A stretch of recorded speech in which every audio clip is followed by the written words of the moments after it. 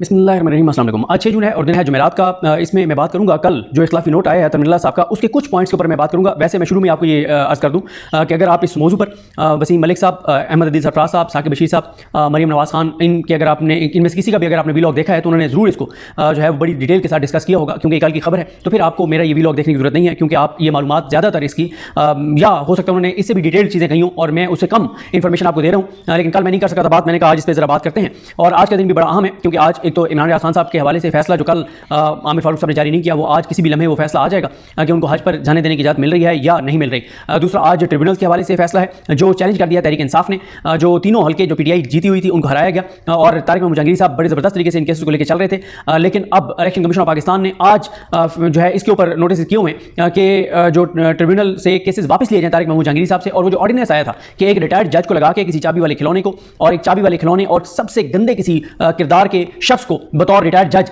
यहाँ पर ट्रिब्यूनल के तौर पे लगाकर इस्लामाबाद में, और तारिक महमूद जहांगीरी साहब से केसेस वापस उस मकरूह किरदार को, उस चाबी वाले खिलौने को भेज दिया जाए जो नून लीग की ये सीटें बचा ले, मैंडेट चोरों की ये चीजें बचा ले, उस जज को, रिटायर्ड जज को भेजा जाए। और जो रिटायर्ड जज होगा वो बगैर किसी की मुशावरत के इलेक्शन कमीशन ऑफ पाकिस्तान खुद लगाएगा। तो आज दो इस हवाले से अहम चीजें होनी है। एक, इलेक्शन कमीशन ऑफ पाकिस्तान में होनी है कि इलेक्शन कमीशन ने जो नोटिस किए हुए हैं जो तीनों रिस्पॉन्डेंट्स हैं उनको, यानी अली बुखारी साहब, आमिर मुगल साहब, शोएब शाहीन साहब, और इन तीनों ने जो चैलेंज किया है इस ऑर्डिनेंस को भी, और ये जो इलेक्शन कमीशन जो कुछ करने जा रहा है इसको उन्होंने इस्लामाबाद कोर्ट में चैलेंज किया हुआ है। वहां तो इतराज़ात के साथ अभी 1-1.5 घंटे बाद समाप्त होनी है, तो इस हवाले से आपको आगाह करेंगे। फिर आज 11:30 बजे इमरान खान साहब जो है वो वीडियो लिंक के जरिए पेश होंगे सुप्रीम कोर्ट ऑफ पाकिस्तान में, और उनकी इस अपीयरेंस से पहले ये बड़ी जो डेवलपमेंट है वो हुई जो अतर मिन्नल्लाह साहब का इख्लाफी नोट है। अतर मिन्नल्लाह साहब का जो इख्लाफी नोट है वो बहुत बहुत बहुत अहम है। उसके कुछ पॉइंट्स आपके सामने रखता हूं कि उसमें उन्होंने क्या क्या कहा है। देखें, एक तो अतर मिन्नल्लाह साहब ने तो कहा है कि इमरान खान की ये जो इमरान खान पेश हो रहे हैं इसकी लाइव स्ट्रीमिंग करनी चाहिए, उसकी उन्होंने वजूहात भी बताई हैं। जबकि 4 जजेस ने यह दरखास्त मुस्तरद की थी, जिसमें जस्टिस काजी फाइज ईसा साहब हैं, जमाल खान मुदखिल साहब हैं, अमीनुद्दीन खान साहब हैं और जस्टिस हसन अजहर रिजवी साहब हैं। इन चारों ने मुस्तरद की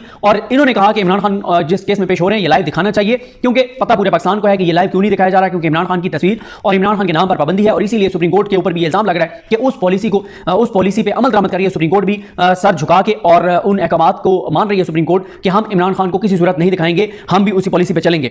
इसमें जो अतर मिन्नल्लाह साहब ने जो बहुत अहम चीज लिखी उस पर बात करते हैं। उन्होंने एक तो कहा कि 16 मई की समाअत लाइव नहीं की गई, जब इमरान खान पहली बार पेश हुए वीडियो लिंक के जरिए, तो उसकी समाअत लाइव नहीं की गई, ना ही उस हवाले से कोई ऑर्डर जारी किया गया था। अलबत्ता इसी केस में 31 अक्टूबर 2023 और 14 मई 2024 की समाअत लाइव थी।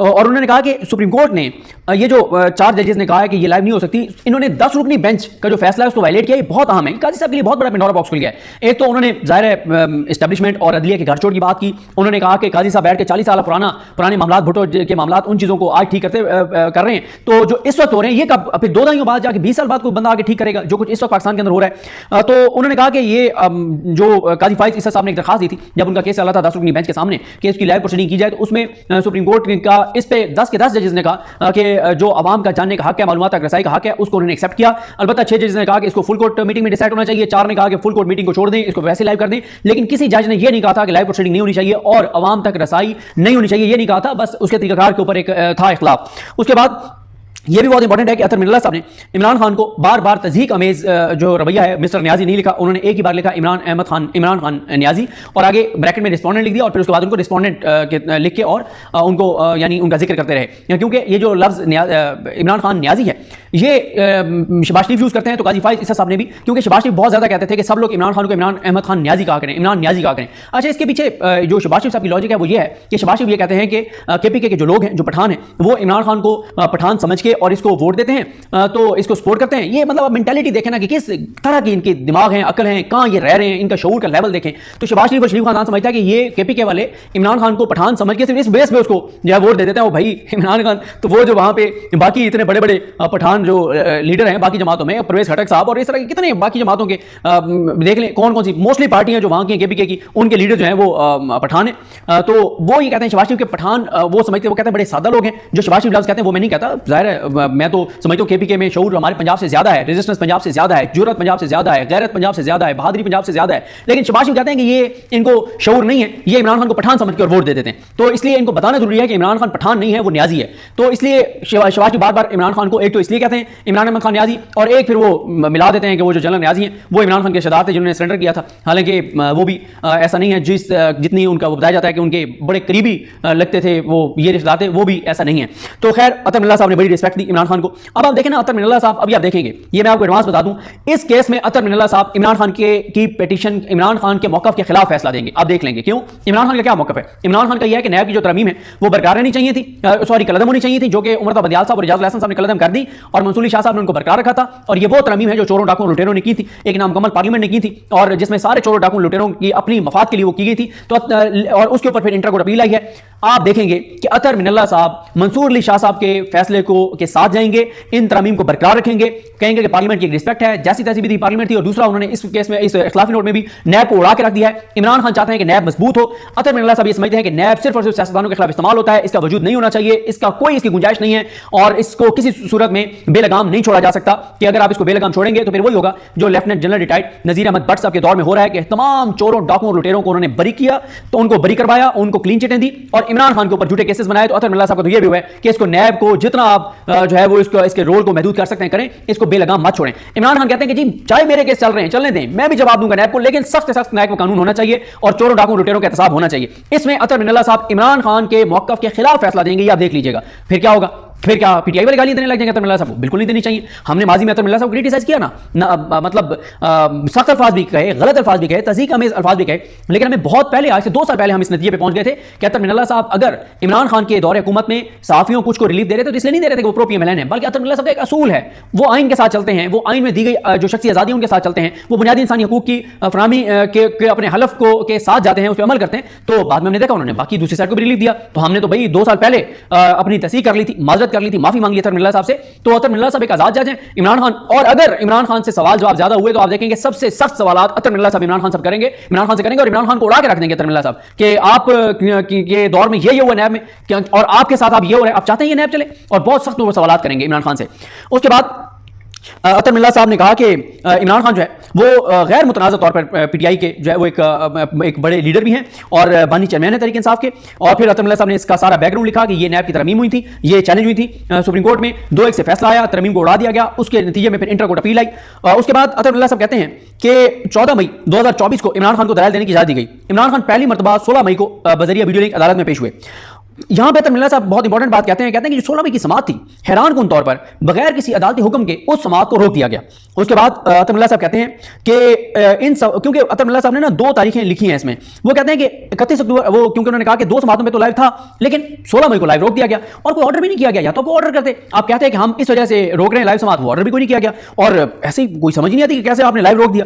उसके बाद अतर मिनल्ला साहब कहते हैं कि जो सवालात थे ना केपी की हुकूमत की दरखास्त की लाइव करने वाली, इन सवालों का जवाब देने से पहले जरूरी है कि जस्टिस काजी फाइज ईसा के फैसले का जायजा लिया जाए। उसमें काजी साहब ने दरखास्त दी, इमरान खान की हुकूमत थी, उन्होंने मुखालफत की, लाइव की, 10 जजेस ने आवाम के मालूमात तक रसाई के हक को तस्लीम किया, और लेकिन 6-400 दरखास्त मुस्तरद हुई कि तरीकाकार इसका तय किया जाए। और फिर वो कहते हैं कि जो उन्होंने वो सारा जो उसमें लिखा गया था कि क्यों ये लाइव होनी चाहिए, उस सारे पॉइंट्स उन्होंने रिप्रोड्यूस किए इस इख्तिलाफी नोट में। फिर अतर मिनल्ला साहब कहते हैं कि फुल वो जो कहा गया था उस फैसले में कि फुल कोर्ट जो है इसमें इसको डिसाइड करे बैठ के इंतजामी साइड पे, कोई कहते हैं कि काजी फाइज जब चीफ जस्टिस पाकिस्तान बने और फुल कोर्ट मीटिंग हुई तो उसमें फिर ये तय हुआ कि 184(3) अवामी मफाद की जितने केसेस हैं वो लाइव प्रोसीडिंग उनकी दिखाई जाएगी।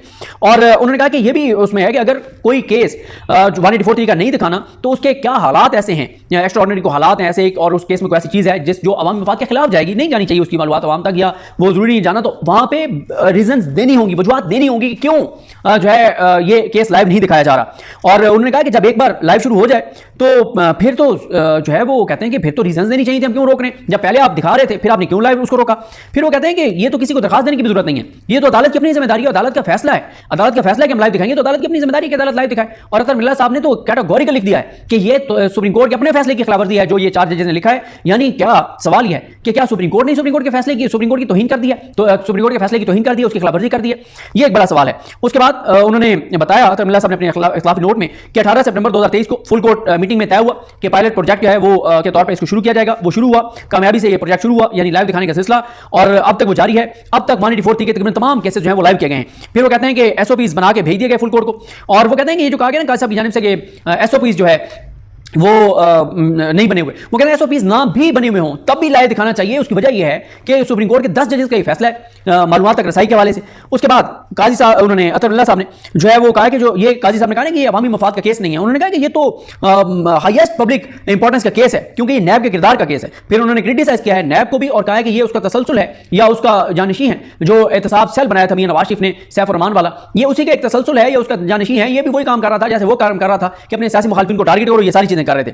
और फिर वो कहते हैं कि ये जो एहतसाब सेल था वो या नैब ये जो है सियासी इंजीनियरिंग के लिए इस्तेमाल हुए हैं। और वो कहते हैं कि हमेशा से नैब को हुकूमत के जो नाकदीन होते हैं, जो मुखालिफिन होते हैं, उनको हरासा करने के लिए, उनकी तस्दीक करने के लिए, उनसे इंतकाम लेने के लिए, इन चीज़ों के लिए नैब को जो है वो इस्तेमाल किया जाता है। फिर वो कहते हैं कि तकरीबन हर वज़ीर-ए-आज़म जो है जब से नैब बना है तब से लेकर अब तक तकरीबन हर वज़ीर-ए-आज़म जो है वो नैब का शिकार हुआ है। फिर उन्होंने उस फैसले का भी हवाला दिया जो ख्वाजा साद रफीक साहब की बेल का फैसला था, उसमें नैब के किरदार के ऊपर बात की गई थी। आइए रहमान साहब के हवाले से उन्होंने लिखा कि उन्होंने लिखा था 12 अमवात जो है वो कैसे नैब की वजह से हुई। फिर उसके बाद उन्होंने ये भी लिखा कि बेनज़ीर भुट्टो आसिफ अली ज़रदारी केस में इसलिए बरी हो गए थे कि उसमें कहा गया था कि जजेस मुतासिब थे। ये उस केस की बात हो रही है जिसमें शहबाज शरीफ फोन कर रहे थे उनको जस्टिस मलिक क़य्यूम साहब को कि जनाब इतनी सजा देनी है, ये करना है, वो करना है, मियां साहब ये करें वो करें। उसका वो जिक्र कर रहे हैं कि वो जो बरी हुए थे इस बेस पे हुए थे कि वो जो बैंक था वो मुतासिब था इनके खिलाफ, बेनज़ीर भुट्टो और आसिफ अली ज़रदारी के खिलाफ। और उन्होंने कहा कि ये तासुर जो है कि एस्टैब्लिशमेंट और अदलिया कि एस्टैब्लिशमेंट जो कुछ करती है अदलिया उसकी सहूलतकारी करती है। उन्होंने माजी के भी किरदार का जिक्र किया कि हमेशा से डिक्टेटर्स के साथ अदलिया मिलती है,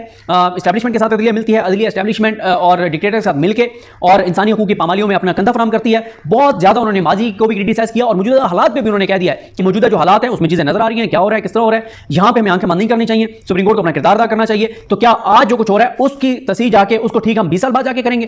तो अदलिया को जो है वो सहूलतकारी नहीं करनी चाहिए। उन्होंने बहुत सख्त क्रिटिसाइज किया अदलिया के किरदार को भी। उन्होंने कहा कि इमरान खान ने एक इंटरव्यू में कहा कि जब मैं वज़ीर-ए-आज़म था तो सारे मामला जनरल बाजवा साहब नैब के देख रहे थे, उनके इजाज़त के बगैर कोई कार्रवाई नैब शुरू नहीं करता था, किसी का एहतसाब नहीं करता था। बाजवा साहब सुपर किंग थे, वो सबसे ऊपर थे। और वो कहते हैं नवाज शरीफ ने भी एक बार कहा कि पार्लियामेंट तो कोई और चला रहा था। और वो कहते हैं कि इन दोनों की जो बात है उसकी तौसीक की जनरल बाजवा साहब ने अपना जो आखिरी उनका खिताब था जिसमें उन्होंने कहा कि 70 साल से एस्टैब्लिशमेंट इदारे जो हैं वो मुदाखलत करते हैं सियासत में। अब हमने फैसला किया कि हमने सियासत में मुदाखलत नहीं करनी। और उन्होंने वो भी कहा कि ज़िया-उल-हक को कैसे जो है वो अदलिया ने उसके लिए क्या किरदार अदा किया और फिर भुट्टो के केस में अदलिया का क्या किरदार था। और फिर उन्होंने कहा कि इमरान खान जो है वो अब इमरान खान भी बदकिस्मती से शिकार हो गया नैब का, इस वक्त वो जेल में।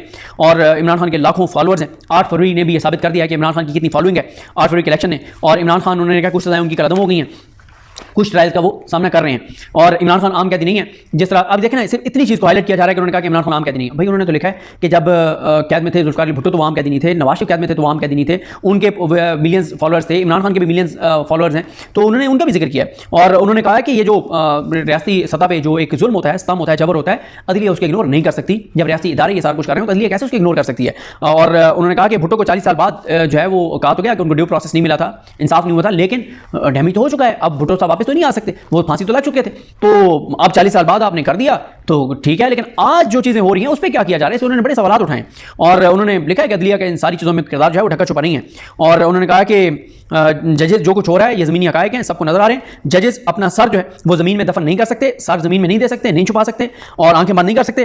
और उन्होंने कहा इज़हार आज़ादी इज़हार राय पे पाबंदी है। उन्होंने कहा कि अदालती समाअत की कार्रवाई जो है उस पर पाबंदी लगा दी गई है। और उन्होंने कहा गया है कि अदालती समाअत जो है वो उसको आप रिपोर्ट नहीं कर सकते, पेमेंट नोटिफिकेशन का जिक्र कर रहे थे। तो वो कह रहे हैं कि अगर हम लाइव नहीं करेंगे तो इससे अदलिया पर शुबूह शुबहात बढ़ेंगे, लोगों का अदलिया पर एतमाद कम होगा। और एक जो तासुर है जो वैसे उन्होंने कहा होना चाहिए, अदलिया को आज़ाद होना चाहिए, गैर जानबदार होना चाहिए और अदलिया को खुद मुख्तार होना चाहिए। लेकिन अगर हम इस तरह का वो करेंगे कि क्योंकि इमरान खान है उसको नहीं दिखाना तो लोगों का अदलिया पर एतमाद कम होगा, ये दुरुस्त नहीं है। तो हमें इस तासुर को ज़ाहिर करना होगा कि अदलिया किसी की सहूलतकार है और किसी के साथ मिलकर खेल रही है। तो ये अतर मिल्ला साहब की जो इख्तिलाफी नोट की कुछ आम पॉइंट्स हैं, उन्होंने काजी फाइज़ साहब को उड़ा के रख दिया है। उन्होंने बता दिया है कि काजी साहब और उनके साथ 3 जजेस ने, अमीनुद्दीन खान साहब ने, जमाल खान मुदखिल साहब ने और हसन नज़र रिजवी साहब ने जो फैसला दिया है, ये फैसला सुप्रीम कोर्ट के 10 रुकनी बेंच के फैसले के अगेंस्ट है, उससे मुतजाद है। और जाहिर है 4 जजेस 10 रुकनी के बेंच के फैसले को चेंज नहीं कर सकते। और ये उन्होंने बड़ा ज़बरदस्त लिखा है। और उन्होंने जो इस वक्त सुप्रीम कोर्ट का किरदार है, काजी फाइज़ साहब का जो किरदार है उसको भी क्रिटिसाइज किया है। इससे पहले आप देख रहे हैं कि मखसूस नशिस्तों वाले केस में भी बहुत टफ टाइम अतर मिल्ला साहब दे रहे हैं। काजी फाइज़ साहब तो कहते थे कि इमरान खान को खुद दलाइल देने की इजाज़त नहीं होनी चाहिए, ये भी अतर मिल्ला साहब ने कहा कि होनी चाहिए। फिर जजेस उठ के गए और फिर फैसला हुआ कि जनाब उनको होनी चाहिए इजाज़त, और इस तरह से इजाज़त उनको दी गई। और फिर जज अतर मिल्ला साहब ने कहा कि इमरान खान और इस केस को लाइव दिखाया जाना चाहिए। उस दिन पर जजेस उसके चले गए थे, 2-3 मिनट बाद 55 मिनट बाद वो वापस आए थे और फिर काजी साहब ने जैसे भी उनको मैनेज किया या कायल किया, उन जजेस को उनको अपने साथ मिला लिया और 4-1 से केपी हुकूमत की दरखास्त मुस्तरद कर दी। ये जो इख्तलाफी नोट है ये इमरान खान के उस बयानिए की जीत है जिसमें इमरान खान बता रहे हैं कि किस तरह से काजी फाइजा साहब जो है वो जो एक पर्पज़ है इस पूरे निज़ाम को उसको सर्व कर रहे हैं और ये इमरान खान के उस बयानिए की फतह है, उसकी तौसीक है, तस्दीक है। लेकिन मैंने आपको बता दिया कि इमरान खान ये केस हार जाएंगे। अतर मिनल्ला साहब नैब के किरदार के बहुत खिलाफ हैं और वो ये समझते हैं कि अदालती फैसले मौजूद हैं जिसमें नैब के किरदार पर बहुत ज़्यादा बात की गई है, तो किसी सूरत भी ये फैसला जो उमर बंदियाल साहब का और एजाजुल हसन साहब का वो बरकरार नहीं रहेगा, ये कलअदम हो जाएगा। इमरान खान जीता हुआ केस हार जाएंगे, लेकिन फिर भी इमरान खान को इसका फ़ायदा होगा क्योंकि अगर ये तरमीम कायम रहती हैं तो फिर इमरान खान के जो नैब केसेस हैं उसमें इमरान खान को बहुत ज़्यादा फ़ायदा होगा। तो ये है सूरत हाल। देखते हैं चीज़ें कैसे बढ़ती हैं, आज क्या होता है अदालत के अंदर। मुझे अपनी दुआ में याद रखें। अल्लाह सबका हमें नासर। अल्लाह हाफ़िज़।